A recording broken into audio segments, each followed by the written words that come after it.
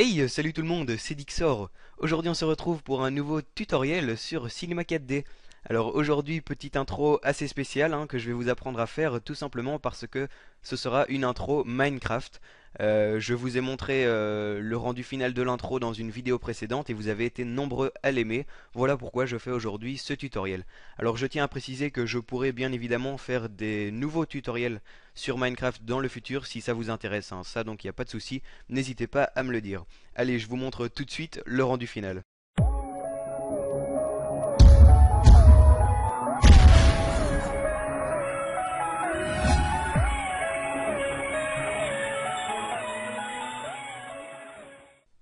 Alors pour faire cette intro, eh bien, on va avoir besoin d'une certaine base.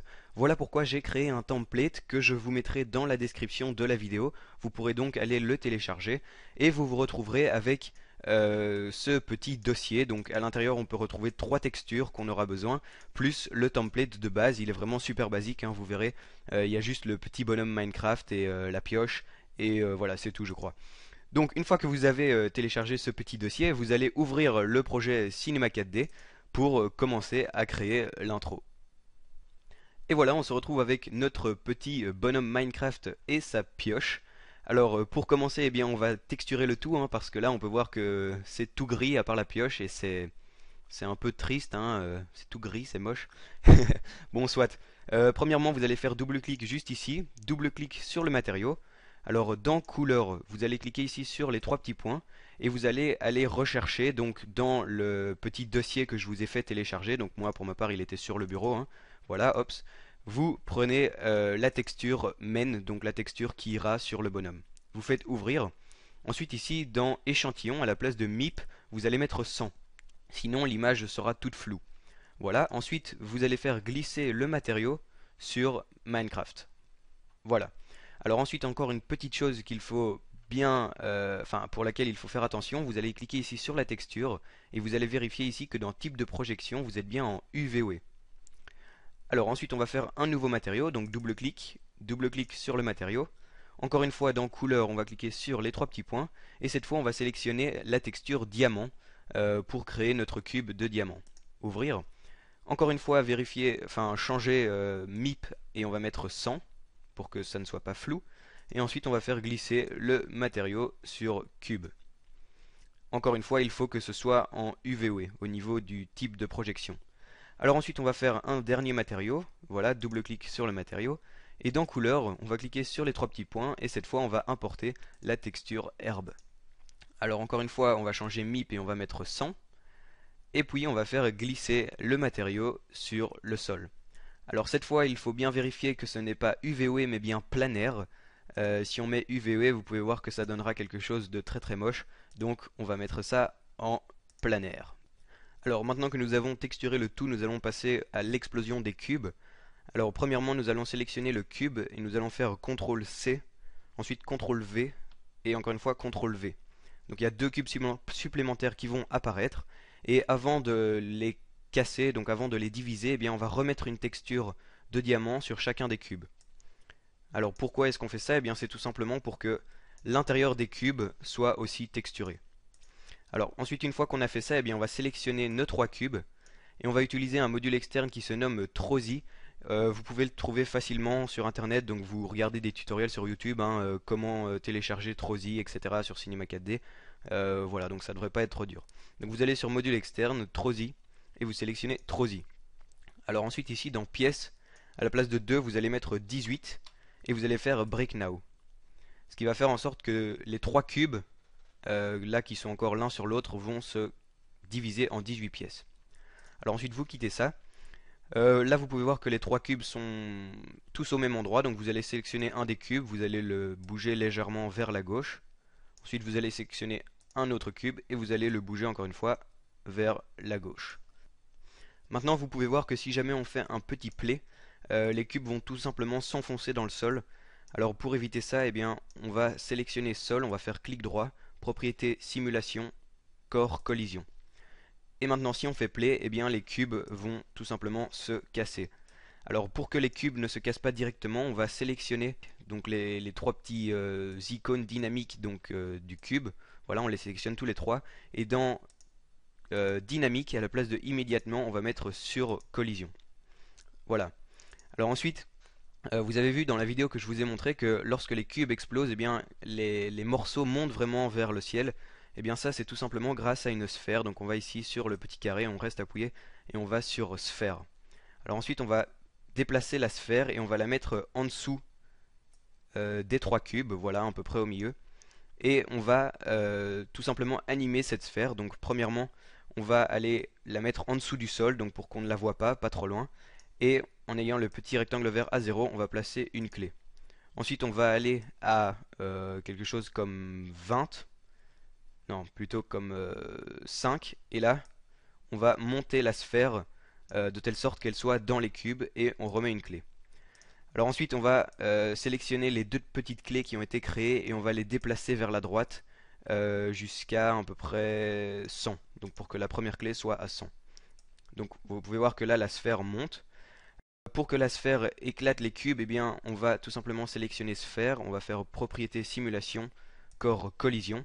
Et donc là, si on fait play, vous pouvez voir que la sphère monte et fait exploser les trois cubes. Alors le problème maintenant, c'est qu'on a une grosse sphère en plein milieu de notre intro, donc pour la faire disparaître, eh bien, on va cliquer sur les deux petites boules une fois, deux fois, une fois, deux fois, pour que la sphère ne soit plus visible. Vous pouvez voir que là, la sphère n'est plus visible. Maintenant, on va créer l'animation donc du petit bonhomme Minecraft. Donc, on va retourner à 0. Ensuite, on va donc faire bouger la pioche du bonhomme plus son bras. Alors, pour ce faire, eh bien, c'est très simple. Premièrement, on va positionner notre petit rectangle vert à quelque chose comme 30. Ensuite, on va sélectionner donc la pioche. Et puis, on va laisser la touche CTRL appuyée, donc CTRL, et on va sélectionner le bras droit. Voilà, donc là, on a les deux objets sélectionnés. Ensuite, on va cliquer sur l'outil de rotation juste ici et on va poser une clé. Ensuite, on va aller à 40, voilà, donc 10 images plus loin, et on va monter le bras et la pioche de quelque chose comme 20 degrés, et on va de nouveau poser une clé. Ensuite, on va encore une fois 10 images plus loin, et on descend la pioche sur les cubes. Ensuite, on repose une clé. Et on peut faire ça autant de fois qu'on veut. Moi, je vais le faire deux fois, trois fois. Voilà, donc on va 10 images plus loin. On monte la pioche et le bras et on pose une clé. Je vais encore le faire une fois. Voilà. Ah mince. Donc là, il faut faire attention. J'ai désélectionné la pioche et le bras, donc il faut bien les resélectionner. Donc on appuie sur pioche, contrôle, bras droit. Voilà. Donc ça, c'est un peu la petite manipulation ennuyeuse, je vais dire ça comme ça.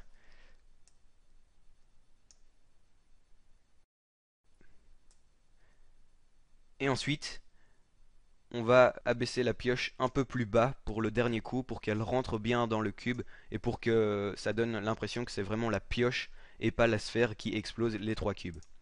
Voilà, donc là on a notre petite animation. Donc si on fait play, on peut voir que ça donne des coups de pioche. Cependant, vous pouvez voir que euh, lorsque la pioche rentre pour la dernière fois, il y a un petit temps avant que les cubes explosent. Alors pour éviter ça, eh bien c'est très simple. Vous allez sélectionner votre sphère et vous allez bouger les deux petits rectangles orange vers la gauche, donc